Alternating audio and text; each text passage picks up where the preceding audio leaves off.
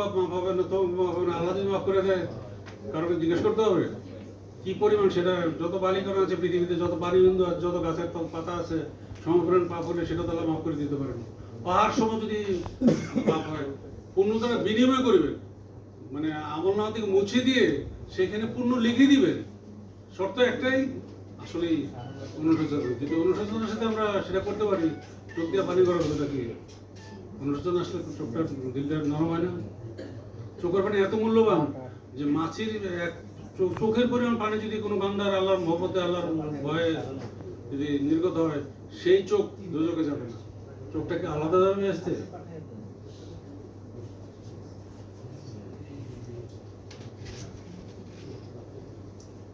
আল্লাহ তাআলা আমাদের সবাইকে সঠিক বুঝ দান করুন। আমি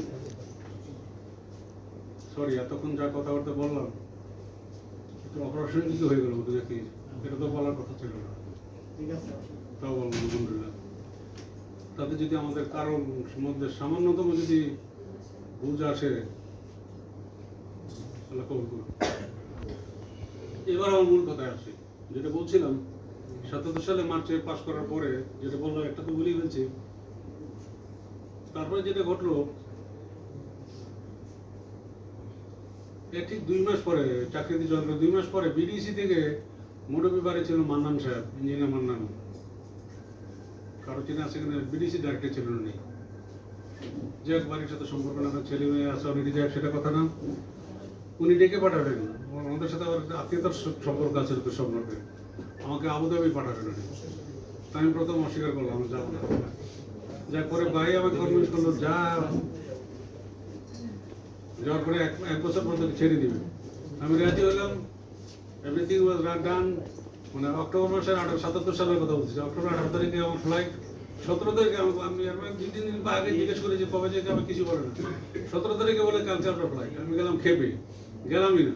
ওই পাসপোর্ট টিকিট কিন্তু ওখানে হয়ে গেছে। ইতিমধ্যে বিদ্যুৎ বোর্ডে একটা চাকরি ইন্টারভিউ দিয়েছিলাম, তখন তো চাকরির এত ক্রাইসিস ছিল না। চাকরিটা হয়ে গেল, পোস্টিং হলো খুব ভালো। সেটা এখন ইলেকট্রিক সাপ্লাই রিহার্সিডেন্ট বাজার পোস্টিং। আমার বরাবরই মানে বস ছিলেন বরিশালে, আমি যখন বিএম কলেজে পড়ি, উনি ছিলেন অ্যাক্সিডেন্ট। তো যাক, নভেম্বরের মাসের 9 তারিখে শেষ দিন জয়েন করলাম। জয়েন করে ওই দিন আর কিছু হলো না। পরের দিন চার্জ নিয়েও যার কাছ থেকে, উনি আবার ছিলেন না। আমি টেবিল ঘন্টা বসে বসে 1 ঘন্টা চিন্তা করলাম যে ব্যাপারটা আসলে কি, আমি কেন এখানে আসছি? এই চাকরি কি আমার জন্য? না, এই চাকরি তো আমার জন্য না। সালাম দিয়ে বললাম চাকরি করবো না, আমি ঢাকায় চলে যাচ্ছি। চলে আসলাম ঢাকায়, এসে চাকরি করছি। ডক্টর আলিমুল্লাহ খান, উনি mechanical head of the department ছিলেন। ওনার কাছে গেছি, যাওয়ার পর চাকরি দেন না, দেড়টা কথা বলে, যেটা আমি এখন করি, প্লাবনের সাথে কথা বলি, চেষ্টা করি তাকে একটা সৎ পরামর্শ দিতে। এটা কিন্তু আবাদত। যাই হোক, এমন সময় দিন উনি সব শুনে বলেন যে তুমি 6 মাস হলে এর মধ্যে এত কিছু কটাই বলেছে, আপনারা কি করতে চাও? আমি বললাম, স্যার আমি ইঞ্জিনিয়ার হতে চাই। একটু অবাক হলেন, বই থেকে পাস করে বেরোচ্ছে, ইঞ্জিনিয়ার হও না? না স্যার। যে কি শিখে আসছে বলো তো? স্যার কিছু শিখে আসেনি। উনি বোধহয় একটু হতাশ হলেন, কারণ বুয়েটের টিচার ছিলেন তো। তো পরে বললো যে আসলে এটা তো কাউকে শেখানো যায় না, আমরা চেষ্টাই করি আর কি। তাহলে না স্যার, সব ঠিক আছে। তখন উনি বললেন যে তাহলে তো তুমি ভুল করে বসে আসছো, কি রান্না কনস্ট্রাকশন চাকরি ছেড়ে দিচ্ছ কেন? ওটা বুয়েটের, ওটা কমপ্লেক্স পোস্টিং। সে অনেক অভিজ্ঞতার কথা আছে, যাক আমি তো যাচ্ছি না, সবাই কম। তো যাই হোক, পরে উনি যেটা বললেন যে কিছু শিখতে হলে ঠেকতে হয়, ঠেকে শিখতে হয়।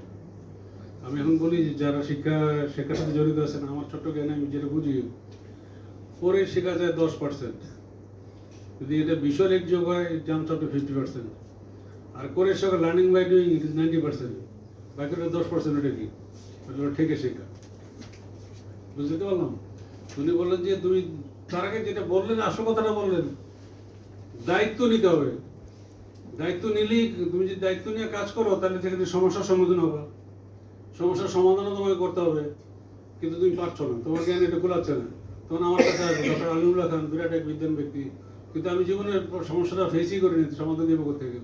কিন্তু সমস্যার সমাধান তোমাকেই করতে হবে। কিভাবে সেটা? এইবার একটু বই পড়া লাগবে, পরীক্ষার পড়া না। কিন্তু একটা সমস্যার সমাধান খুঁজতে যায়, তুমি 100টা সমস্যার সমাধান পেয়ে যাবো। And that is how to become an engineer. আমি এখন যেটা বলি ইঞ্জিনিয়ারকে, how to become a successful professional. This is the only way to take responsibility and face problems, solve problems, then you become a successful professional. So যাই হোক,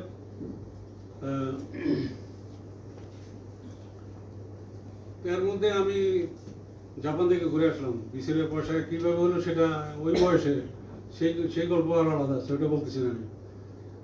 হঠাৎ করে কি মনে হলো যে না, দেশে আর না, বিদেশ যাবো। তো আমাদের এই কোম্পানির এক ইঞ্জিনিয়ার, আমার সিনিয়র, উনি যাচ্ছে ইরাকে যাচ্ছে একটা জাপানিজ কোম্পানিতে। এমন হচ্ছে ভাই মনির ভাই, আমার কি কোনো সুযোগ আছে? উনি বলে, আরে পাগল নাকি, তুমি বিসিএল ছেড়ে দিলে বিসিএল চলবো কেমনি? মানে এই কথাটার একটা অর্থ আছে, কিন্তু উনি বলছিলেন তুমি যে অ্যাকচুয়ালি আমি যে দায়িত্ব এবং অথরিটি নিয়ে কাজ করছিলাম, একজন ডাইরেক্টরের এই দায়িত্ব নিয়ে কাজ করেন ওই বয়সে, যে কারণে কথা রাখছিল। যাক, তোর আমি চলে গেলাম ইরাক। তো যাওয়ার আগে রেজিগনেশন দিলাম। আমার রেজিগনেশন অ্যাকসেপ্ট না করে 1.5 বছরের চুক্তি ছিল, 1.5 বছর উইদাউট পে ছুটি দিয়ে দিল। ইন্টারেস্টিং হলো যে বেতন 1 মাসের বাড়া ছিল, আরো 2 মাসের অতিরিক্ত বেতন দিল। এটা আবার কি দিল? আসলে লিভ কি জিনিস, মানে কোন লিভ কি, লিভের কোনো খবরই ছিল না। আমি বিয়ের পরের দিন অফিস করছি। যেদিন বিয়ে হলো এক রোববার, পরের দিন কিন্তু অফিস হাজির। কিন্তু অফিস জানতো না যে আমি বিয়ে করেছি, না চুরি করে পালাতে বিয়ে করিনি। আমার শ্বশুর ছিলেন আলী হোসেন মিয়া, সিরাজ মাস্টার ছোট ভাই, চেয়ারম্যান ছিলেন দীর্ঘদিন। ওই যুগের কথা চিন্তা করলে মালিক পাঠান, তারপরে দাগর ভুইয়া, তারপরে আমার শ্বশুর কথা বললাম, তারপরে লতালি মিজি, নাম তো সব মনে নেই। ওই যে চেয়ারম্যান, কারা ছিল তখন চেয়ারম্যান? যাদের সমাজকে কিছু দেওয়ার সামর্থ্য ছিল, মানসিকতা ছিল। বর্তমানে কথাটা বাদ দিলাম, আলোচনার বিষয় না সমাজে। তো যাই হোক, আলহামদুলিল্লাহ, সেটা কথা না। তো পরে যেটা হলো, তো ভালোই হলো, আমার কিছু দেনা ছিল, একটা ফ্রিজ করে কিনছিলাম হঠাৎ করে আর কি, ভাড়ার কাছ থেকে 7,500 টাকা করে, 70 দিয়ে চলে। বেতন ছিল 4,250, 3 মাসে 3, 4, 12, 13,000 টাকা পাইলাম। ওটা দিয়ে কিছু টাকা বোরাতে দিয়ে আমি ইরাকে চলে গেলাম। তো যাই মানে বুঝলাম যে না, ওটা আমার ভুল জায়গায় চলে আসছে। কারণ জাপানিজরা ওরাই 100-200 জন, ওখানে 1000 জন, আমরা ছিলাম 10-12 জন গ্রাজুয়েট ইঞ্জিনিয়ার। আমাদেরকে নিয়েছে মাথা যে এতজন ইঞ্জিনিয়ার রাখতে হবে সেই জন্য, কিন্তু ইঞ্জিনিয়ারিং জব দিচ্ছিল না। যাক, তারপরে ইঞ্জিনিয়ারিং জব পেয়ে গেছি আমি, কিন্তু জাপানিজরা ঝগড়া টগড়া করে মানে হুলস্থুল কাণ্ড বাদে পরে চলে আসছে। যাক, সেটা কি ঝগড়া, সেটা আরেক গল্প, 2 ঘন্টা লাগবে গল্প করতে, যাচ্ছি না। তো ফিরে আসছি, কিন্তু যাওয়ার আগেই আমি একটা বিল্ডিং ডিজাইন করছিলাম বাংলা মোটরে। তো যে ওনার মানে ছাত্রজীবন বিয়ে করার পরে, তখন তো ছাত্রজীবন বিয়ে করা মহান নয়, 2 ফ্যামিলি থেকে বের করে দিয়েছে। তারপর তারা স্ট্রাগল করে এস্টাবলিশ হয়েছে ব্যবসায়। সেই ব্যবসায় গল্পটা করতে করতে মাঝে মধ্যে আমি গেলে সুপারভিশন করতে গেলে একদিন বললো কি, চাকরি ছেড়ে দেবে। আরে চাকরি ছেড়ে দিব মানে কি করবো? ব্যবসা করো। ব্যবসা এটা আবার কি? আমার 14 গোষ্ঠীতে কোনো ব্যবসায়ী নেই, আমাকে দিয়ে কিসের ব্যবসা হবে? তখন উনি বললেন যে অলসা একটা কথা বলি, ব্যবসা তো আপনাকে দিয়েই হবে। আমি বুঝতেছি, আপনি বুঝতেছেন না। কেন বলছিলেন আমি জিজ্ঞেস করিনি। কারণ টাকা পয়সা করে ব্যবসা করতে টাকা লাগে না,